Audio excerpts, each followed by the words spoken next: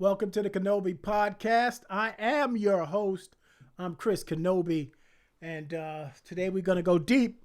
But before we go deep, I've got to go light, and I've got to go light to my friend in the back. This is who this podcast is about, and one of these days I'm going to tell you why I love this guy so much. But I have to say, when I think about the Jedi Order, when I think about what it stands for, the light side of the Force, honesty, integrity, calm, okay? When I think about all of that, serenity, I think about Obi-Wan Kenobi. I think about a man that sacrificed so much. One of the unsung heroes of the Jedi Order, the restoration of the Jedi. He's responsible for training the Chosen One. He's responsible for bringing balance to the Force because he was the one who sacrificed 20 years of his life to watch over a young Luke Skywalker and train him in the ways of the Force. He was the one that transcended and became a Force ghost. Obi-Wan Kenobi is what it means to be a Jedi. No, he wasn't perfect. He made some mistakes, but Obi-Wan's the first one to tell you that he learned from them. And I'm proud of him. I'm proud of what he is and what he's become. He's been an inspiration to me. If you learn more about Obi-Wan, I'm sure he'll be an inspiration to you as well. Obi, tell them if you know me. Hello there. Thank you, brother. I love my podcast. Okay, listen. Today we are going deep again. It is time for our second inductee. It is time for the second inductee into what we called a new platform called the Sith of the Week. We're taking a look at those people in our nation, whether it's a musician, a pastor, a preacher, a politician, doesn't care who they are, but someone that we used to believe in, someone that we trusted, someone that really you would say could have been a Jedi, someone who believed in what it means to be a Jedi, someone who could be honest and true and have integrity, a moral and a spiritual compass, someone that we trusted deeply. Now, somehow they, over time, allowed their compass to be corrupted. They allowed their thought process to be shaken. And the very things that they once believed in, they finally betrayed. The Sith, the Order of the Sith, an ancient enemy of the Jedi. The Sith believe in the dark side of the Force. The Sith believe in all things that are not good, evil, greed, power, lust. Sith believe in selfishness. They're uncaring. They're self-centered. They believe in anger and hatred, emotions that drive one to destructiveness. That's what it means to be a Sith. But as I told you in the past, as I said to you before, nobody starts out by being a Sith. You don't wake up in the morning and say, oh, I'm a new baby. I'm going to be a Sith Lord. No, you don't. A Sith starts out as a good person. A Sith starts out as a person with a moral compass, a spiritual compass, someone that has walking on the side of righteousness, someone that cares about their fellow man, a protector of their neighbor, someone that will do anything they can to alleviate pain, a compassionate person, a caring person, an empathetic person. These are normal emotions that all of us Americans have at one point in our lives. But over time, because of the influence of the dark side, the influence of a Sith Lord who somehow wiggles their way into our minds and hearts, offering us the short path, offering us the shortcut in our rise to success, warping our thought processes in our mind over what is right. And I'll tell you, a Sith becomes a reverse. Somehow their point of view is bad is good and good is bad. And so this week's inductee is someone that I believed in. And let me tell you something. I said this to you before. I'm not a Republican. But if there was ever people that would have made me become a Republican, Darth Marco was one of them. And this lady is one of them. And I'll tell you something. Yes, it's a lady. There are women Sith Lords out there, believe you or not. But she was someone that was a family person, humble beginnings, a husband, children, a mother. Okay, someone that knew what it was like to come from a poor poor upbringing, someone that cared about her neighbors or fellow man, someone that cared about the country, someone that cared about people. I believed in this woman. I've got to tell you that when I first saw her, when she first came to light, I was really impressed. I was impressed with who she was and how she spoke. The continence. I want you to pay attention. One thing you need to pay attention, and this is discernment for you to know when someone's turning or under the influence of a Sith. You can always tell by looking in their eyes. You see, Jesus says the eyes are the windows to the soul. Yeah, they are. And you can tell that, normally when you're around a person, eyes that are vibrant, that are light, eyes that show life and love and caring. But over time, somehow they get darker and darker and more ominous and more serious. And then you can start to tell, if you're discerning that person before it's too late, that person is under the influence of a Sith Lord.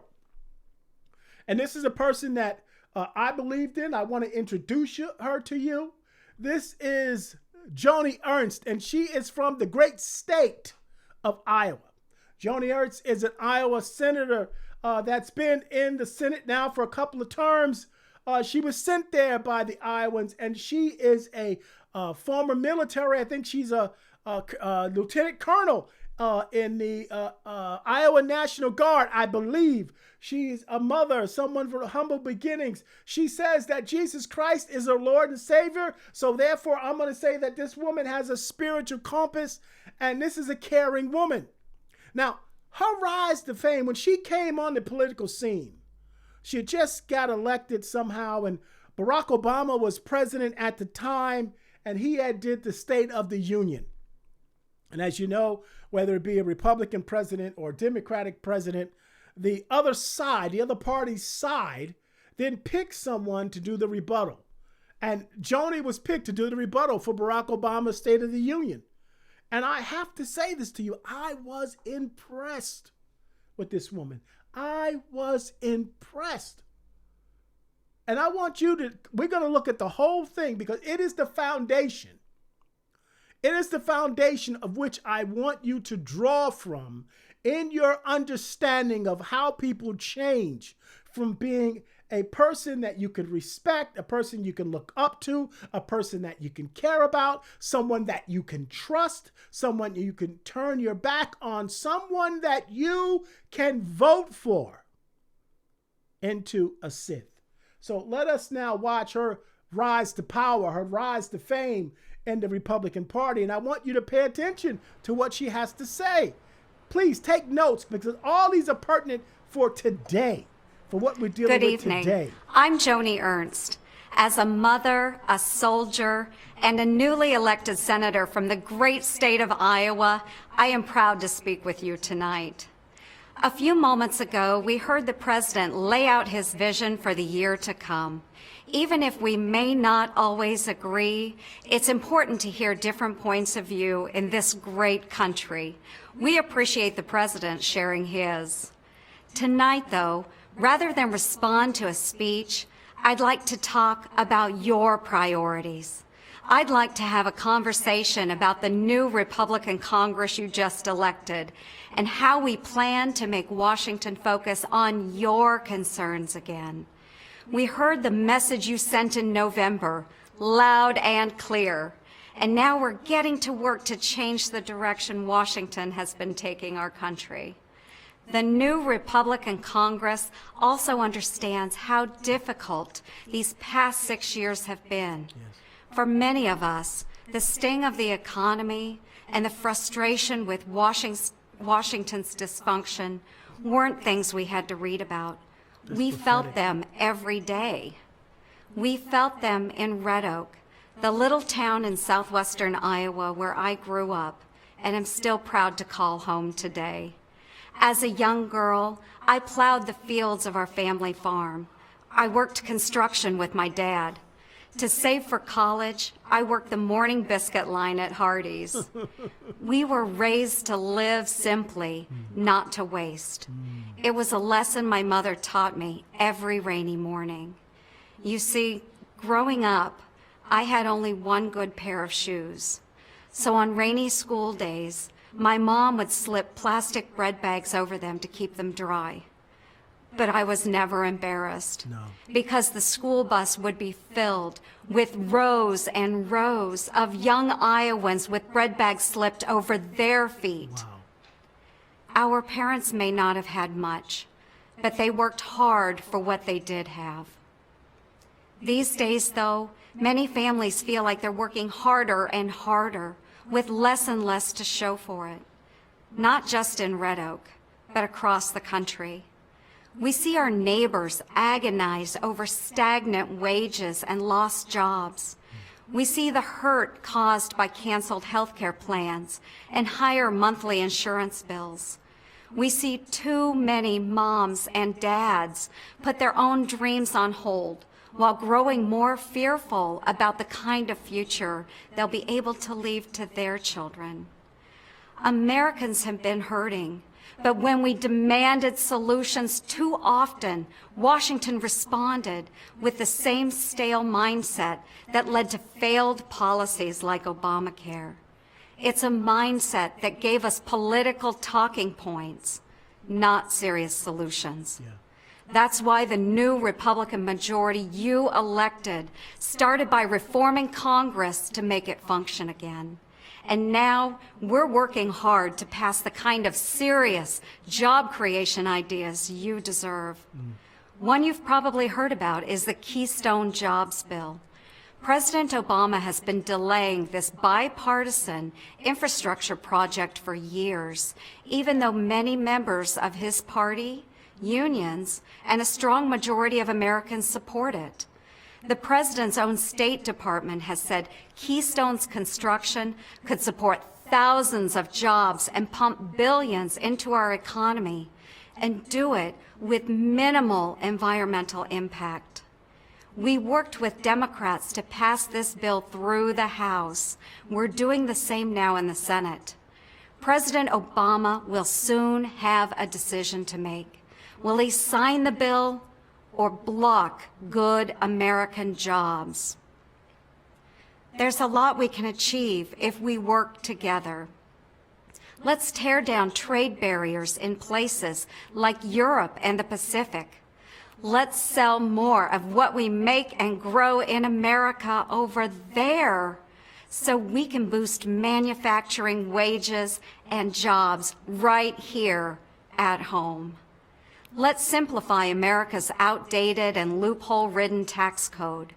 Republicans think tax filing should be easier for you, not just the well-connected. So let's iron out loopholes to lower rates and create jobs, not pay for more government spending. The president has already expressed some support for these kinds of ideas. We're calling on him now to cooperate to pass them. You'll see a lot of serious work in this new Congress. Some of it will occur where I stand tonight, in the Armed Services Committee room. This is where I'll join committee colleagues, Republicans and Democrats, to discuss ways to support our exceptional military and its mission. This is where we'll debate strategies to confront terrorism and the threats posed by Al-Qaeda, ISIL, and those radicalized by them. We know threats like these can't just be wished away. We've been reminded of terrorism's reach, both at home and abroad, most recently in France and Nigeria, but also in places like Canada and Australia. Yes. Our hearts go out to all the innocent victims of terrorism and their loved ones. We can only imagine the depth of their grief.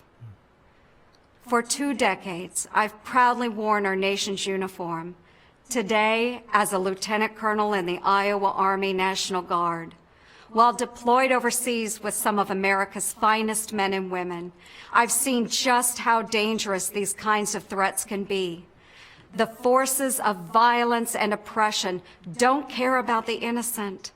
We need a comprehensive plan to defeat them. We must also honor America's veterans. These men and women have sacrificed so much in defense of our freedoms and our way of life. They deserve nothing less than the benefits they were promised and a quality of care we can all be proud of. These are important issues the new Congress plans to address. We'll also keep fighting to repeal and replace a health care law that's hurt so many hardworking families. We'll work to correct executive overreach. We'll propose ideas that aim to cut wasteful spending and balance the budget with meaningful reforms, not higher taxes like the president has proposed. We'll advance solutions to prevent the kind of cyber attacks we've seen recently. We'll work to confront Iran's nuclear ambitions. And we'll defend life because protecting our most vulnerable is an important measure of any society. Yeah. Congress is back to work on your behalf, ready to make Washington focus on your concerns again. Yes. We know America faces big challenges, but history has shown there's nothing our nation and our people can't accomplish. Just look at my parents and grandparents. They had very little to call their own except the sweat on their brow and the dirt on their hands. Wow. But they worked, they sacrificed, and they dreamed big dreams for their children and grandchildren. Yes. And because they did, an ordinary Iowan like me has had some truly extraordinary opportunities. Yes. Because they showed me that you don't need to come from wealth or privilege to make a difference. You just need the freedom to dream big and a whole lot of hard work. The new Republican Congress you elected is working to make Washington understand that too. And with a little cooperation from the president, we can get Washington working again. Thank you for allowing me to speak with you tonight. Thank you. May God bless this great country of ours, the brave Americans serving in uniform on our behalf, and you, the hardworking men and women who make the United States of America the greatest nation the world has ever known. Now, I gotta say, I was impressed with that. You should have been impressed with that, and you're gonna see my wisdom. And Obi's wisdom in us having you watch the whole thing. Because first of all, sometimes I wonder, you know how it is when we take a look at a picture, right? We go back in time, or you look at a graduation picture or a birthday picture from a year ago or 2 years ago, and you can see the difference in your appearance and your dress, and even in the sign of the times and how your hair looked and so on and so forth. I wonder, and you say to yourself, whoa, I changed, you know? I wonder if Joni can go back to this speech because it was prophetic in nature. If she can go back to this speech, and did you see her eyes, how they looked so open and wide and full of care in life, and how her eyes looked of compassion for her fellow Iowans and for the country and for those in military. But I wonder if she could go back in time now and go back and take a few minutes and take a look and see how far you've fallen, Joni. Because you talked about a lot of things that's going on today. That's why I said you could have been speaking prophetically. You talked about the economy. The economy is in bad shape right now, and it wasn't in bad shape when our king took it over. It was the jewel of the world. Everybody wanted the American economy. Now we are down in the tubes. Millions have lost 401ks based on these tariffs and how it upset the market. She talked about government dysfunction. Well, we got a lot of dysfunction in the government right now. We've got a big, beautiful bill that isn't big, and it's big, but it sure isn't beautiful. We're talking about dysfunction in our presidential cabinet. It's not fully stacked yet. You got Darth Marco doing 3 cabinet jobs, secretary jobs at one time. She talked about waste, and then that brings me to Doge.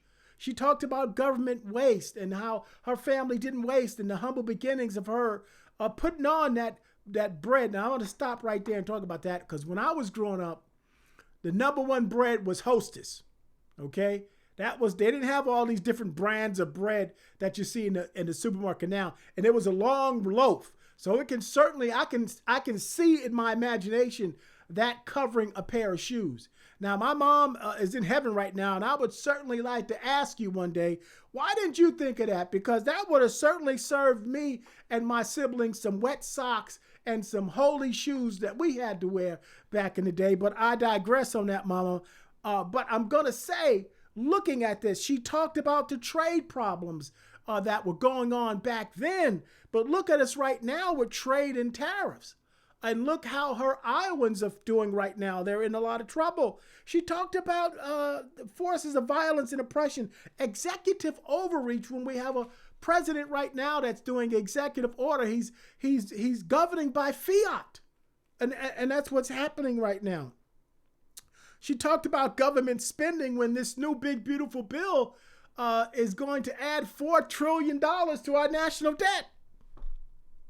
So I'm wondering if she could take a look at this. But here's something I got at this, because I got to be honest, at this point in time, I was in love with this woman, and I would have moved to Iowa. Iowa is a proud town, it's a proud state, it's a spiritual state. They believe in family. They believe in home. They believe in farmland, God's green country. They believe in all of that. And so she's coming from these beginnings with the support. The Iowans were the wind beneath her wings. And one thing I got out of that, she said, and I quote, she said, take a look at my parents and my grandparents. And so I did that a little bit, and it really started to shake me up a little bit, only because I started to see a little bit of hypocrisy. Let's take a look. Joni Ernst's Republican response to the State of the Union was filled with some 1950s rural folksy references, discussion of how poor she was growing up, and all of that stuff appears, at least at this point, to be true. But she did leave out some significant other facts and bits of information about how she got from that poor girl in Iowa with plastic bags over her shoes to protect them from the rain to the senator that she is today. Now, she talked about working at the biscuit line at Hardee's, I believe it was. Hardee's. That was a part of her path to success, but there were other paths as well, or other sources of support. I don't think Hardee's had a specific biscuit line. I think we've caught her in another lie. Another lie? Yeah. Do they serve biscuits? That's not a big I'm pretty thing. sure they do. But no, Hardee's wasn't the only large organization that was there for her. The federal government was as well. Not just for her family.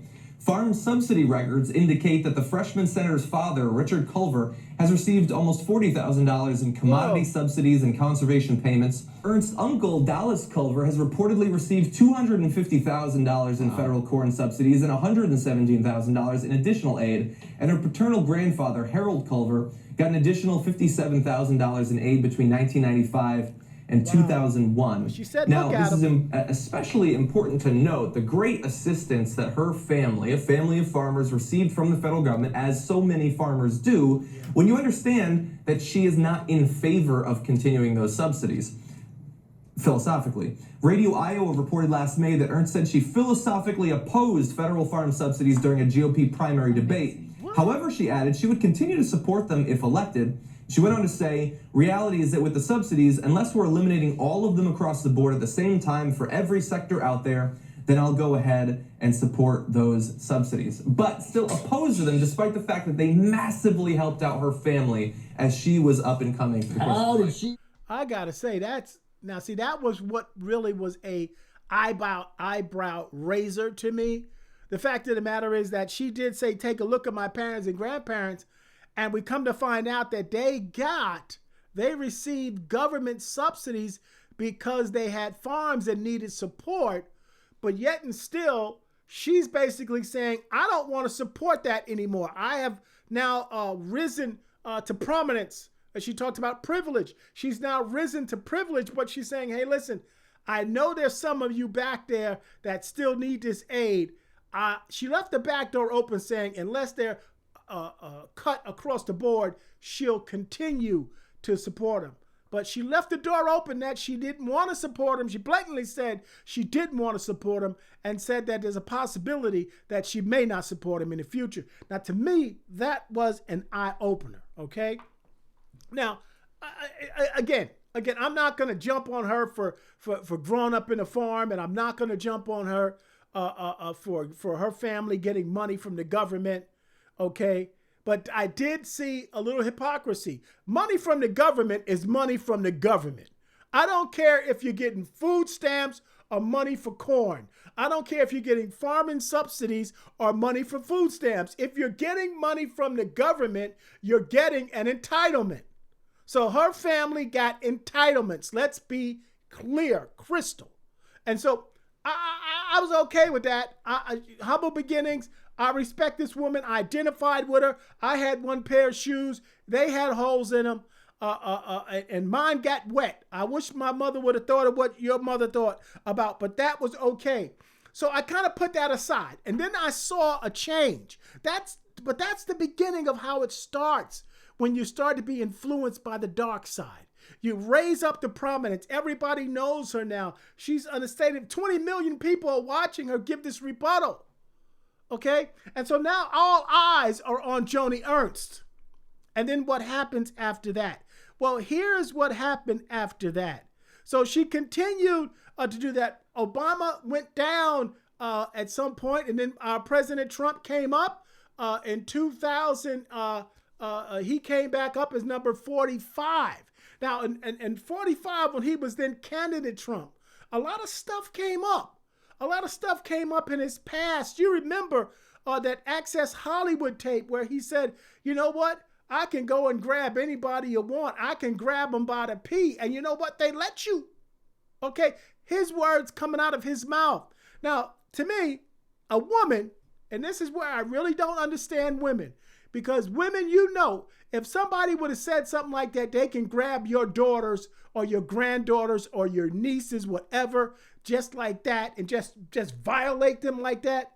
You wouldn't have had anything to do with a person like that. But a lot of you voted for him. Okay, but so here's my thing. That came up.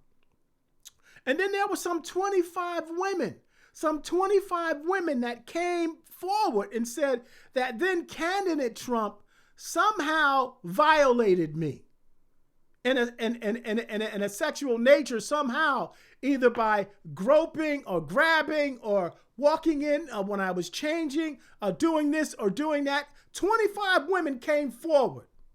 Not one, not two, but 25. And so those women came forward and they spoke their voice.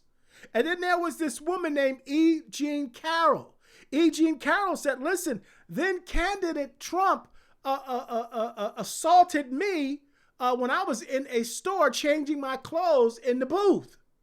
Okay? And he vehemently said he never did it, talked about this woman, slandered this woman, called her all kind of names. Okay? And subsequently, E. Jean Carroll filed lawsuits against them, and with a jury of her own peers, by the way. A jury of his own peers as well won the case, and then candidate Trump was found guilty of assault. Okay? So a battery, a battery, or whatever you want to call it, okay, of E. Jean Carroll. So at that point in time, I'm noticing I knew something about Joni Ernst's past that really, like I said, made me have a lot of respect for her. And here's what it was. Joni has openly talked about her past in the sense that when she was in college, she said she was a victim of sexual assault. She said that also when she was married to her first husband physically abused her. So, I mean, I praise her for that. I still respect her for coming out and saying and sharing that story, part of her story, because it has inspired so many women to come forward with their own stories and be heard and feel as if somebody spoke up. I can speak up too. I can tell my story too. And so that's one of the things I still respect about Joni Ernst. Now here is my point to that, okay? I'm thinking that if you're a woman and you've been through something like this yourself, okay, when other women come up and say, me too, there's going to be some support there.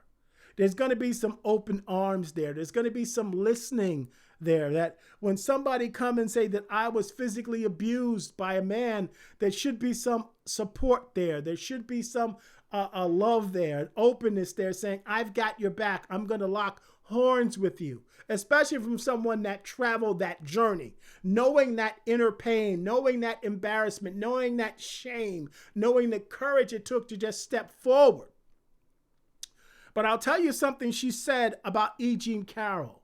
When asked about what her thoughts was then for candidate Trump, she said that, hey, every woman's got a right to come forward, but every woman needs to be vetted. That's what she said. E. Jean Carroll needed to be vetted. Now, nobody said that to her when she came forward. Nobody said, hey, listen, Joni, you need to be vetted. Nobody said you made allegations against your first husband. You need to be vetted. Nobody said that. Everybody said, hey, we are grateful for you for sharing your story. We thank you for sharing your story. We love you for sharing your story. We support you for sharing your story. But E. Jean Carroll had to be vetted. And it was her saying that to me, I knew then that she was under the influence of a Sith Lord. And it was at that point in time that, again, God raised up then candidate, now President Trump, as our 45th president. Okay? Brought him up in 45. And then she started to get more notoriety. He started giving her some play, giving her airtime. He started openly praising her. She started openly supporting him. And so that is what happened in 45. Now, he came down in 46 and God established Biden up in 46. Okay? And then we have 47. Okay? So then we have 47. God raised them back up as a candidate and 47. Now, she did not support then candidate Trump in his 47th bid to be president. She supported Nikki Haley, who we know fell by the wayside, and then she acquiesced to the Sith Lord, thinking she was going to get some power for herself, but she was thrown aside. Nikki, word of advice, never make a deal with a Sith, okay? But any point in time, after he won and became 47, she runs down to Mar-a-Lago, okay? She gets on her knees in my mind, okay? I wasn't there. I don't know if she actually got on her knees, but in her heart and soul she did. And she pledged her support to then President-elect Donald Trump. She said, hey, I'm here. And her reward for that was she was put on the committee for Doge. She was put on a Senate committee for Doge. She was giving more power and more prominence. But then it really came to my view that I knew that this woman was under the influence of a Sith Lord when her past once again came back to me to rule its ugly head and her hypocrisy. And that's the confirmation of our Director of National Security, Pete Hegseth. Pete Hegseth now is Director of National Security. He is in charge of our military. Now, let me tell you something about Pete Hegseth. It has been shown that there was a woman that came forward against him that said that she was abused in a way by Pete. She alluded to the fact that possibly she was given some type of date, drug, something like that. And then she went and got a kit done. And all of this stuff is going on. Now, Pete Hegseth settled with that woman for money. He settled the case, NDA, for money. Okay? He didn't fight it. He didn't say, I'm going to sue you. He settled. And then Pete Hegseth's ex-sister-in-law comes forward and says, hey, this guy used to beat my sister. Now, I've got to ask you some questions, people. I've got to ask you this. Again, going back to what she went through. Now you're faced with another man, and on top of that, you're military. You're military. Not only are you military, you're a woman that went through the same things that these women did by a man who settled. Now, I would have thought for sure that, okay, fine. Now she's going to stand on principles. Now she's going to stand on the fact that she loves and supports the military. She's not going to let this guy be in charge of the military. She's not going to let this guy with his sordid past of alcoholism and abuse and everything else. But what did she do? I'll tell you what she did. She supported and confirmed Pete Hegseth. Now, I knew then and there that that woman was definitely under the influence of a Sith Lord at that point in time. For her to violate everything she knew, everything she'd been through herself as a woman, everything that she experienced in her past, she threw it all away to confirm a man that settled a case for doing what happened to her. Okay, so then I knew she was under the influence. I didn't have to think about it. But then it comes with all Sith. It comes to that inflection point, that moment of ultimate betrayal, when you have to make a decision. Will I choose the light side of the Force, or will I choose the short path to the dark side? But here we can clearly see that Joni was already on the path to the dark side. And when you're on that path to the dark side, what happens to you, Yoda? Once you start down the dark path, forever will it dominate your destiny. Consume you it will, as it did Obi-Wan's apprentice. Vader. Consume you it will, he says. Consume you it will. She was being consumed. But then there's that inflection point. Good versus evil. Light versus dark. When you've got to make a decision of which way you're going to go. And she had that decision when she had to tout the president's big, beautiful bill. This big, beautiful bill that is definitely big, but it is not beautiful. This beautiful bill that supports getting rid of $1 trillion in Medicaid funding. This big, beautiful bill that will get rid of food stamps. 14 million people. This big, beautiful bill that will add $4 trillion to the national debt. This big, beautiful bill that will leave people and people will die. 57. This is what it said. 50 because of this big, beautiful bill passing. Because of the cuts to Medicaid and food stamps, it is estimated that 57,000 Americans will die each year because of this. One life is too much. I'm sure that we can say 57,000 is. Or are we just saying that until that 56,999th person is our person next door, or grandma, or Susie, or Steve? Then it becomes personal. No, 57,000 lives are being affected. But no, let's go. That was her inflection point. Because then President Trump carried Iowa 3 times. And also it was him that kept her up. And they kept sending her back because, hey, he loves her, we love her. The Iowans are good like that. They are loyal people. They're people that believe in you. When they vote for someone, they are sold out. They were sold out and sold out to Donald Trump, and they were sold out right now to Joni Ernst. And so then she goes back and do a town hall trying to convince the Iowans that this big, beautiful bill is a good thing.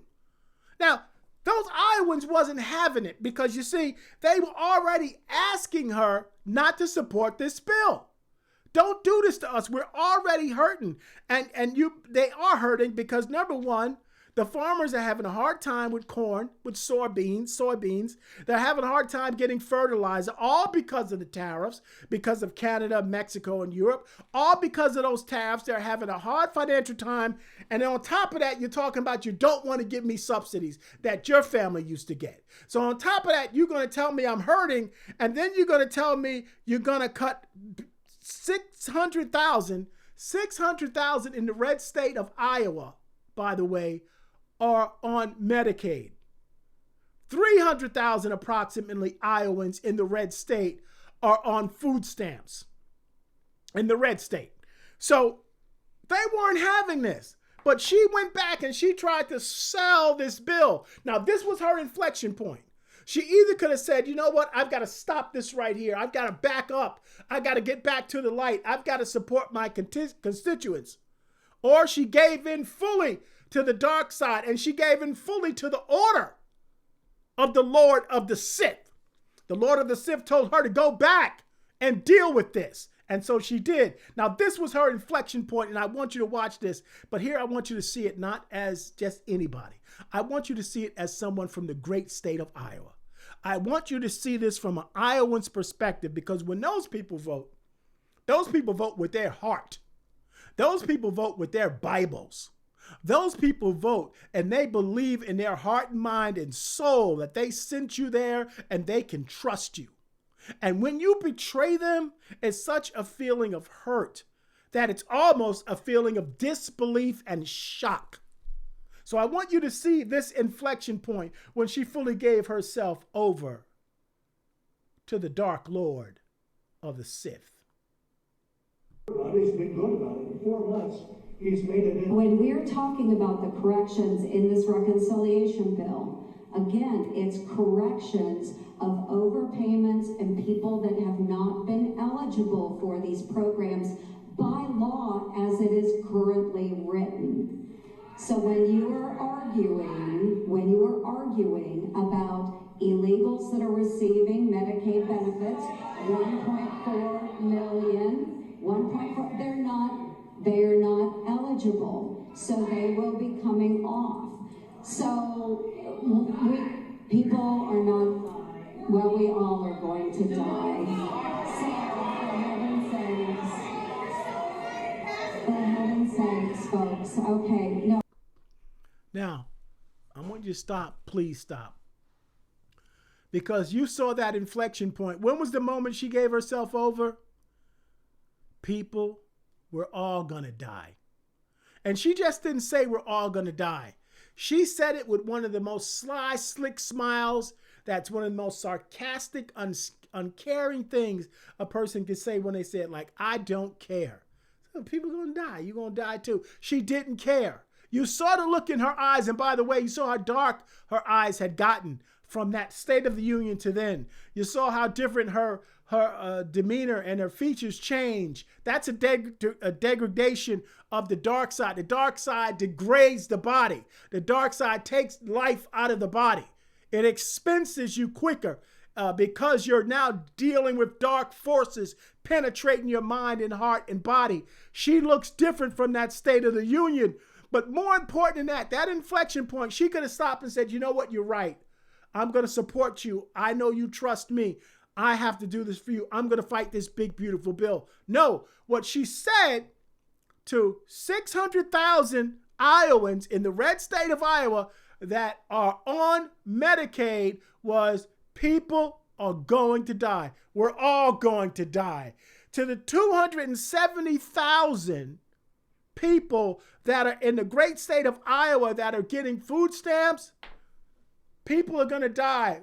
We're all going to die.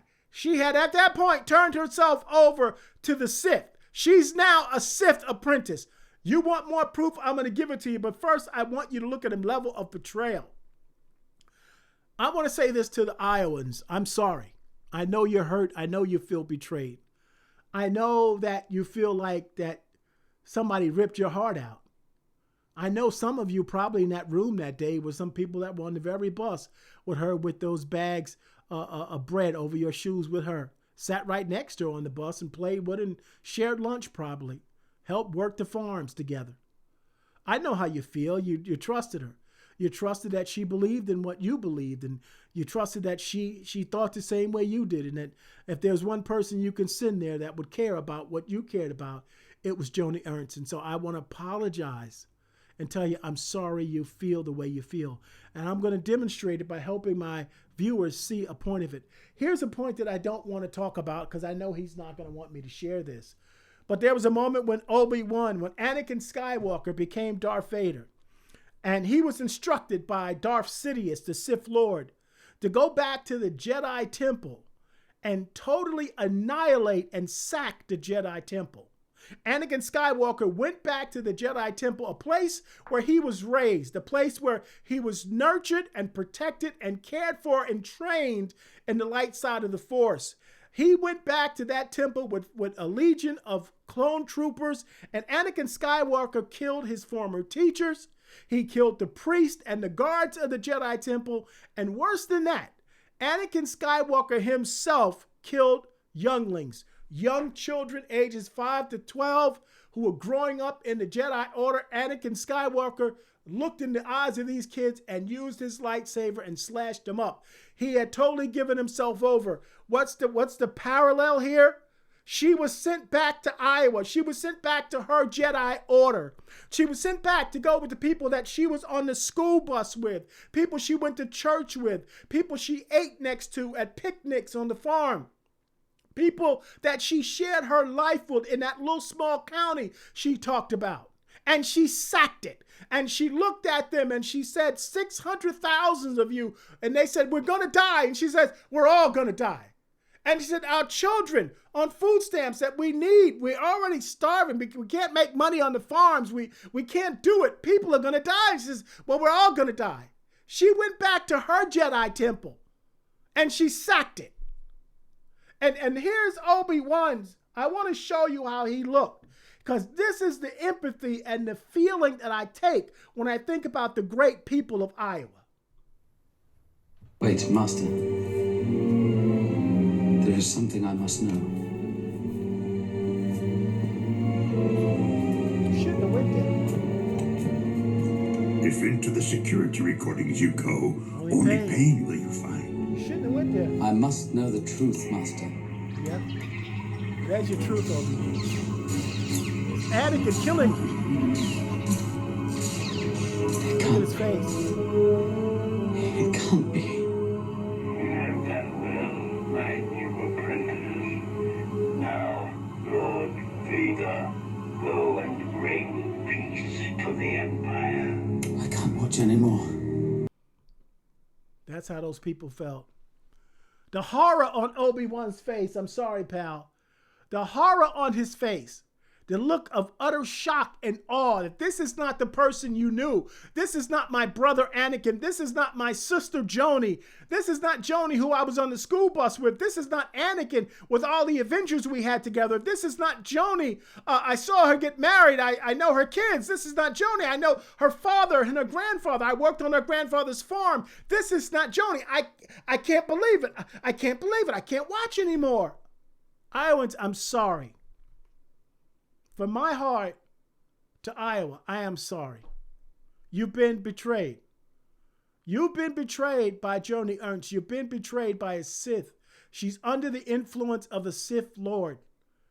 And I'm sorry for that. But you want more? You want more? Here's the final part, and this is one of the most deep characteristics of a Sith. A Sith doesn't just stab you in the heart. A Sith twists the knife, and as a Sith twists the knife, they laugh and they make jokes and they make fun of your plight. And so this is her offering an apology because there was outrage from the great state of Iowa. There was outrage from the Iowans about what she just said about we're all going to die. And so she offered up an apology. I want you to see this Sith apology. Hello, everyone. I would like to take this opportunity to sincerely apologize for a statement that I made yesterday at my town hall. I was in the process of answering a question that had been asked by an audience member when a woman who was extremely distraught screamed out from the back corner of the auditorium, "People are going to die." And I made an incorrect assumption that everyone in the auditorium understood that, yes, we are all going to perish from this earth. So I apologize. And I'm really, really glad that I did not have to bring up the subject of the Tooth Fairy as well. But for those that would like to see eternal and everlasting life, I encourage you to embrace my Lord and Savior, Jesus Christ. Now you look at her eyes and tell me she's not a Sith. You look at her eyes and tell me she's not a Sith. How perverse was that? How depraved was that? I don't know if you saw it or not, but she was at a cemetery. She was walking through a cemetery. There were gravestones in the back if you want to rewind that and take a look. How dare you? How dare you desecrate a gravesite, a cemetery, with that half-witted slap apology to the very people that trusted you and gave you their hearts and soul. And then she brings up Jesus, and then she brings up the Tooth Fairy. She was making a mockery of those people. Now that's a Sith. She doesn't care. That's not the State of the Union, Joni Ernst. That is a Sith Apprentice. Now, I have to say that to you. She is a Sith. She's given herself over to a Sith Lord. She's made the pledge, the same pledge that Darth Marco made. She made the pledge that Anakin Skywalker made. She said it and she bowed and she pledged herself and aligned her heart and her mind with the order of the Sith. Now, here it goes right now. This is what she did. We've gotta do it. We've gotta say it like it is. Here's Joni's moment. You're fulfilling your destiny, Joni. Anakin. Yes. Become my apprentice. Learn to use the dark side Yes. of the Force. You don't need Iowa. I will do whatever you. I don't care about my own palm folk. Good. Oh, yes. Just help me save Padme's life. Aye, yes. Pete Hegseth is innocent. Yes. To cheat death is a power only one has achieved. But Yes. if we work together.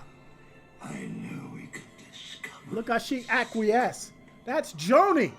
That's I Joni. pledge myself To your teachings to your teachings. at Mar-a-Lago. Good. Listen to this. This is who she is.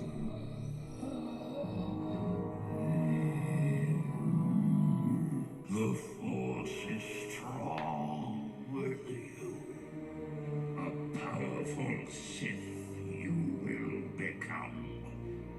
Henceforth, you shall be known as Darth Vader.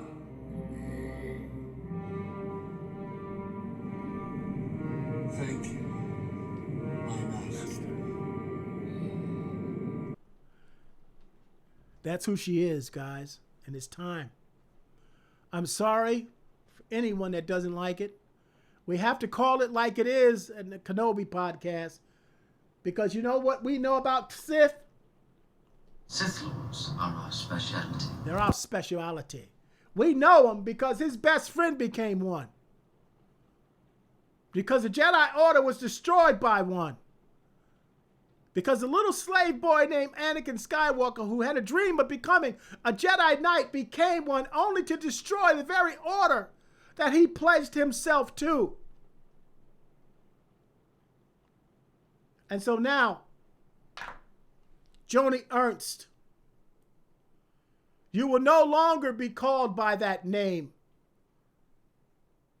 Henceforth, Joni, you will be called Darth Iowan, the Dark One from Iowa. Darth Iowan. Good. Good. Oh, Joni. The Force is strong in you. A powerful Sith Lord you shall become in the Senate.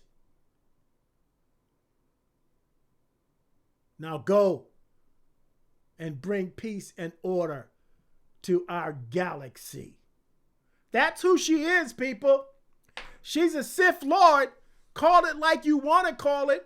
I know people don't like to call it that because we don't like to think that people change for the bad, but she did. And I got one more thing to say to you, Darth Iowan. You made a claim that you called Jesus Christ your Lord and Savior. You made a claim that you believe in who he was. Well, I'm going to leave you with this from him. Something for you to think about as you lay your head on that Sith pillow at night. When you go back and you acquiesce under that resolute desk. When you get on your knees to the Sith Lord and you say to him, I pledge myself to your teachings of the big, beautiful bill. I pledge myself to get rid of 63,000 veterans, 600,000 Iowans on Medicaid, and 270,000 Iowans on food stamps. I pledge myself to those teachings. And I leave you with this to think about when you're talking about we're all going to die. And I'll bring it to you from your Lord and Savior, Jesus Christ. That's who you said it was, Darth. From Matthew verse 25. When the Son of Man comes in his glory and all the angels with him, he will sit on his glorious throne.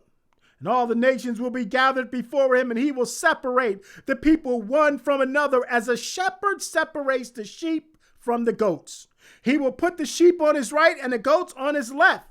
And then the king will say to those on his right, come, you who are blessed by my Father, take your inheritance, the kingdom prepared for you since the creation of the world. For I was hungry, and you gave me something to eat. I was thirsty, and you gave me something to drink. I was a stranger, and you invited me in. I needed clothes, and you clothed me. I was sick, and you looked after me. I was in prison, and you came to visit me. Darth, then the righteous will answer him, Lord, when did we see you hungry and feed you and gave you food stamps? And thirsty and gave you something to drink? When did we see you a stranger and invite you in, or needing clothed and clothed you? And when did we see you sick or in prison and visit you? And the king will reply, truly I tell you, whatever you did for one of the least of these brothers and sisters of mine in the great state of Iowa, you did for me. And then he will say to those on his left, depart from me, you who are accursed, into the eternal flame prepared for the devil and his angels. For when I was hungry, you took food stamps away. You gave me nothing to eat. I was thirsty. You gave me nothing. You gave me nothing to drink. I was a stranger. You locked me up and you did not invite me in. I needed clothes and you couldn't even give me a bag of bread for my shoes and you did not clothe me. I was sick and in prison. You took away Medicaid. And they will also answer, Lord, when did we see you hungry or thirsty or a stranger or needing clothes or sick or in prison and did not help? And he will reply, truly, I tell you, whatever you did not do for one of the least of these in the great state of Iowa, in the great states all over the country of the Americas, you did not do for me. Then they will go away to eternal punishment, but the righteous will have eternal life. Darth Iowan, you've got some explaining to do. You've got to explain to the people that trusted you. You've got to explain to those veterans that you fought side by side. You've got to explain to the hungry children. You've got to explain to the 57,000 that'll die every year because of the big, beautiful bill. You've got to explain to the 600,000 in Iowa that can lose Medicaid. You've got to explain to the 270,000 in Iowa that may lose food stamps. You have got to explain about the government spending. You've got to explain about $4 trillion in debt added to our national deficit. You have got to explain this, Darth Iowan. But more than any of that, you Sith Lord, you have got to explain to the Lord Jesus Christ. Think about that as you serve your master. I'll see you next week, people. But she is a Sith. Don't trust the Sith. Don't vote for a Sith twice. Don't send a Sith back to the Republic on your behalf, because a Sith only knows one thing, Iowans: betrayal.